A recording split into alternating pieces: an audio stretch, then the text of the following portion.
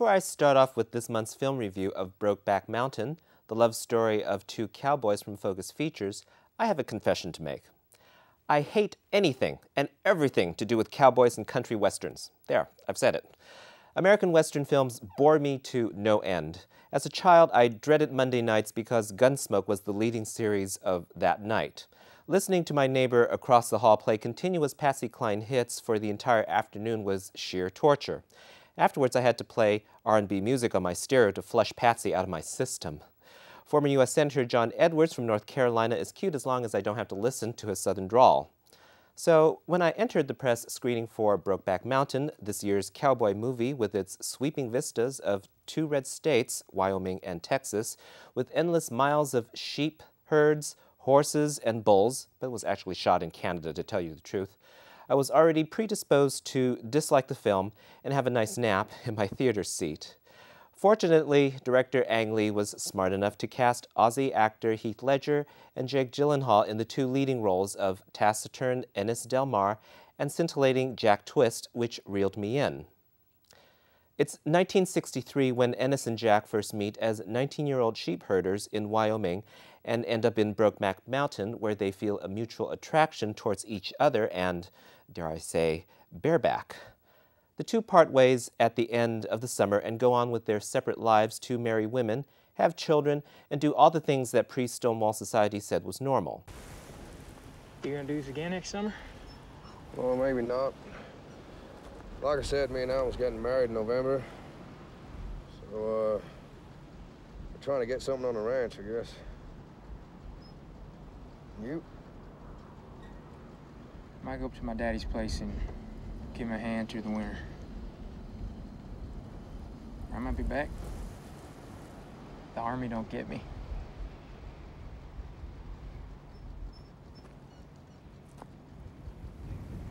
Well, I guess I'll see you around, huh?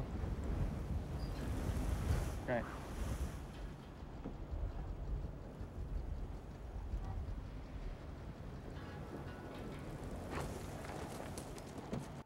But Ennis and Jack meet again after 4 years, and their love is rekindled when they return to Brokeback Mountain to go fishing, much to their wives' unsaid knowledge and chagrin. I used to wonder how come you never brought any trouts home. You always said you caught plenty, and you know how me and the girls like fish. So one night I got your creel case open night before you went on one of your little trips. Price tag's still on it after 5 years. And I tied a note to the end of the line. It said, "Hello, Ennis, bring some fish home, love, Alma." And then you come back looking all perky and said you caught a bunch of brownies and you ate them up. Do you remember? Despite my bias against Westerns, I was impressed with Ang Lee, who is also the director of The Wedding Banquet, with the ability to adapt Annie Proulx's short story to the silver screen. I had to strain a bit to understand Ledger's dialogue when he barely moves his lips as he mumbles Larry McMurtry and Dia Osana's screenplay, but both he and Gyllenhaal make subtle and sensitive performances as the two men whose love for each other flourishes in their paradise of Brokeback Mountain, but buckles under pressure of 20 years of normal society. Expect a few Oscar nods for Brokeback Mountain when the nominations are announced later in January. For Outlook, this is Raymond Donald Hong with this month's film review. Well, that's our show for this month. Hey, and what do you think of our new set? Well, our refurbished set. It's fantastic.